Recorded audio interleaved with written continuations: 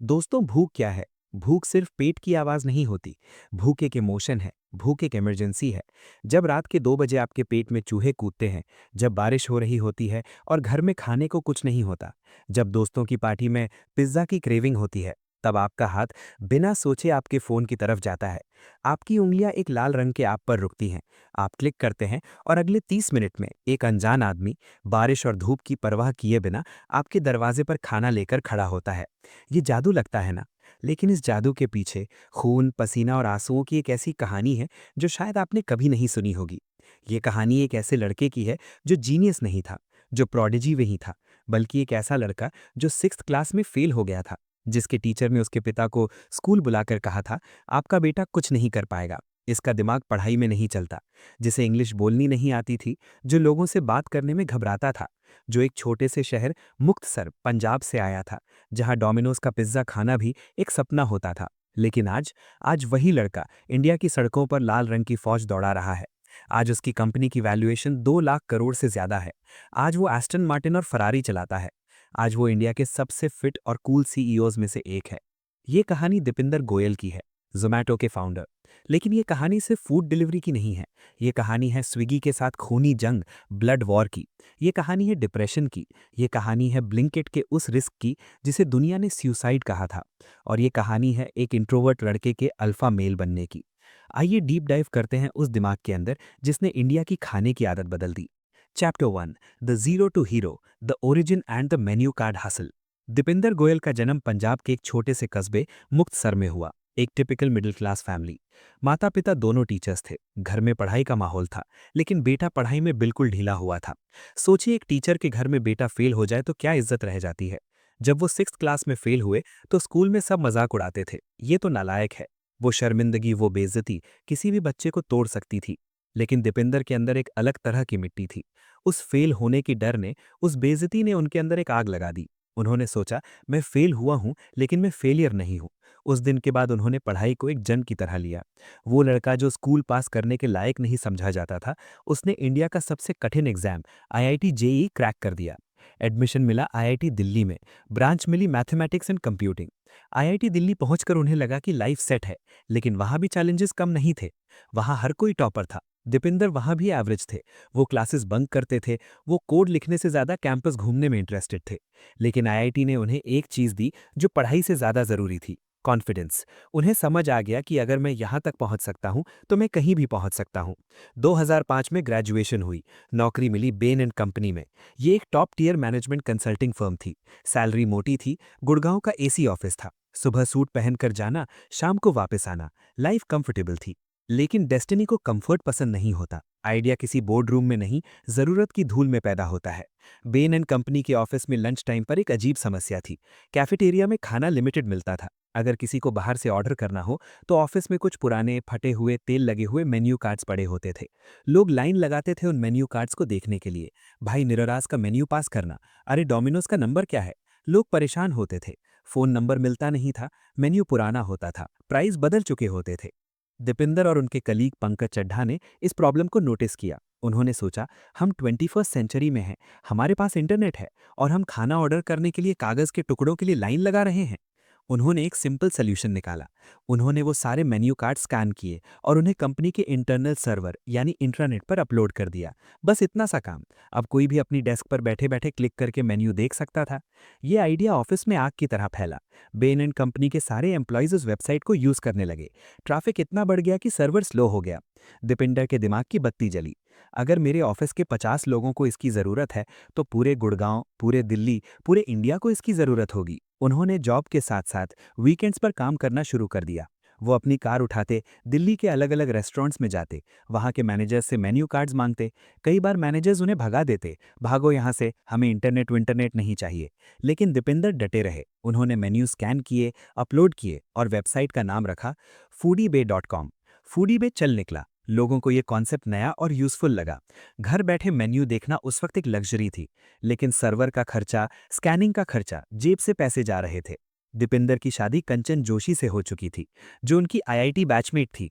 एक अच्छी भली 4-5 साल की जमाई हुई नौकरी छोड़ना और मेन्यू कार्ड्स बेचना। पेरेंट्स ने कहा, पागल हो गए हो? कंसल्टिंग की हाई पेइंग जॉब छोड़कर मेन्यू बेचोगे? लोग क्या कहेंगे? लेकिन दीपिंदर की वाइफ ने कहा, तुम करो, रिस्क लो, अगर फेल हुए तो वापस नौकरी कर लेना। इसी दौरान एंट्री होती है संजीव बिखचंदानी की। ये फाउंडर है नौकरी.com के। संजीव ने फूडी में यूज किया था और उन्हें वो पसंद आया था। उन्होंने दीपिंदर को ईमेल किया, I want to meet you. Deepinder घबरा गए, उन्हें लगा कोई कॉपीराइट का इशू है या लीगल नोटिस है। लेकिन जब वो मिले, संजीव ने कहा, मैं तुम्हारी कंपनी में $1 मिलियन यानी 4.7 करोड़ रुपए इन्वेस्ट करना चाहता हूं। दीपिंदर को यकीन नहीं हुआ। वो पैसा मिला और फूडी बे बन गया ज़ोमैटो। नाम क्यों बदला? क्योंकि फूडी बे ईबे जैसा लगता था। दीपिंदर को कॉपीकैट नहीं बनना था। उन्हें एक ऐसा नाम चाहिए था जो छोटा हो, कैची हो और जिसका कोई मतलब ना हो, जैसे गूगल। टमेटो से राइम करता हुआ Zomato. Chapter 2, the blood war, Zomato versus Swiggy and the dark phase. 2010 से 2014 तक ज़ोमैटो का गोल्डन पीरियड था। वो इंडिया के हर शहर में फैल गए। मुंबई, बैंगलोर, पुणे, कोलकाता, यहाँ तक कि इंटरनेशनल भी हो गए। Dubai, UK, Philippines, New Zealand, Portugal. Zomato तेजी से ग्लोबल ब्रांड बन रहा था। दीपिंदर गोयल अब एक स्टार बन चुके थे। लेकिन यहाँ दीपिंदर ने एक गलती की, एक ऐसी गलती जो उन्हें महंगी पड़ने वाली थी। वो सिर्फ रेस्टोरेंट डिस्कवरी यानी मेन्यू और रिव्यूज पर फोकस कर रहे थे। वो खाना घर पहुंचा नहीं रहे थे। उनका मॉडल था, लोग ज़ोमैटो पर मेन्यू देखेंगे और फिर रेस्टोरेंट को खुद कॉल करके ऑर्डर करेंगे। उनका मानना था, डिलीवरी में मार्जिन नहीं है, लॉजिस्टिक्स बहुत मुश्किल है, डिलीवरी बॉयज को मैनेज करना सरदर्द है, हम सिर्फ टेक कंपनी रहेंगे। इसी गलती का फायदा उठाया एक नई कंपनी ने, स्विगी ने। बैंगलोर के 3 लड़कों ने कहा, हम मेन्यू नहीं दिखाएंगे, हम खाना घर पहुंचाएंगे।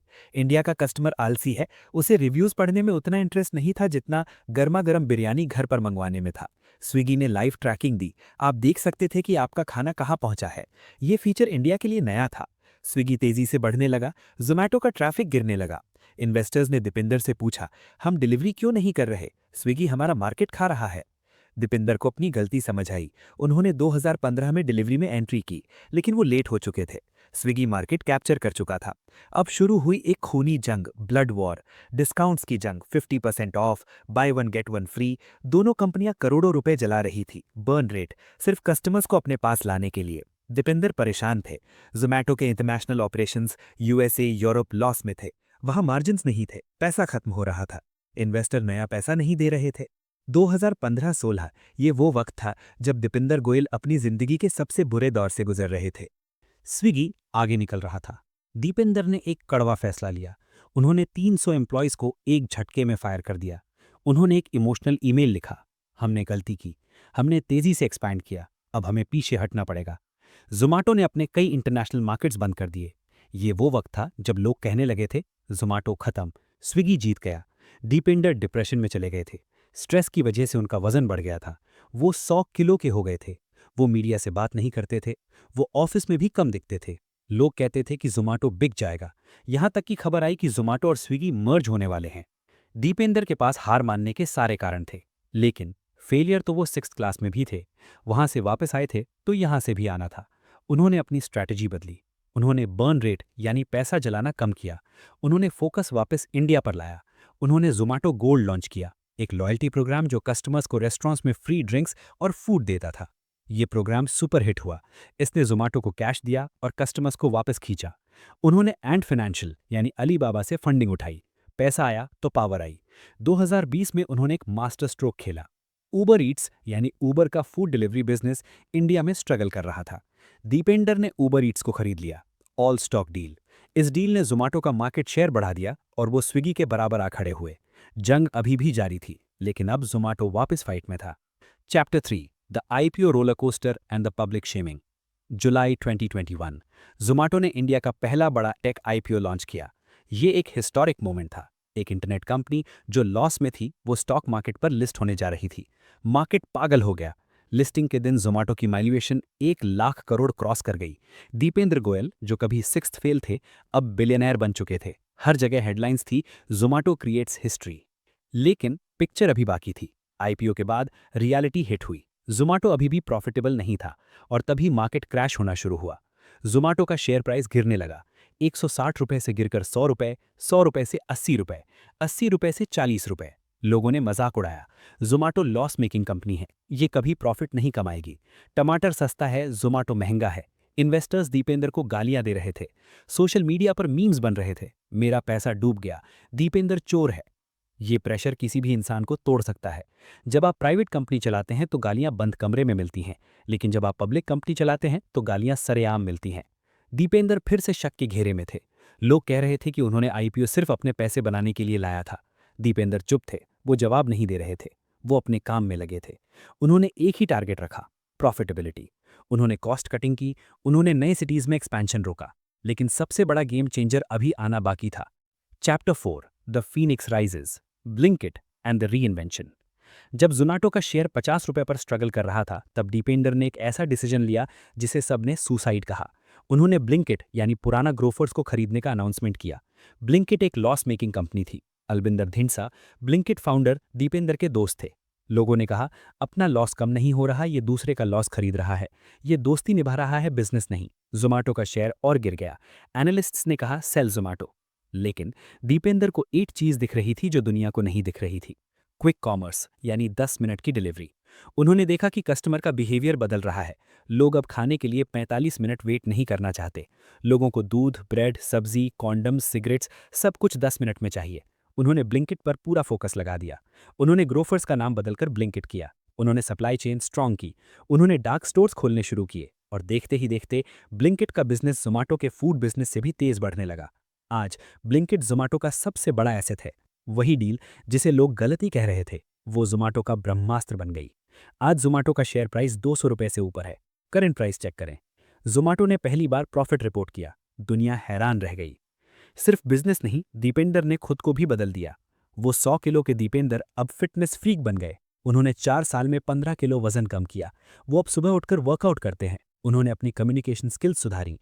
वो अब इंटरव्यूज में खुलकर बोलते हैं। उन्होंने एस्टन मार्टिन, लैम्बोर्गिनी और फरारी खरीदी। वो अब एक कूल सीईओ की इमेज बनाते हैं। वो कभी कभी खुद ज़ोमैटो की टी शर्ट पहनकर अपनी लाल बाइक पर डिलीवरी करने निकल जाते हैं। क्यों? ताकि वो ग्राउंड रियलिटी समझ सकें, ताकि वो अपने डिलीवरी पार्टनर्स का दर्द समझ सकें। उन्होंने प्योर वेज फ्लीट लॉन्च किया। हालांकि उस पर विवाद हुआ, पर उन्होंने रिस्क लिया। उन्होंने ज़ोमैटो फीडिंग इंडिया के जरिए भूखे लोगों को खाना खिलाया।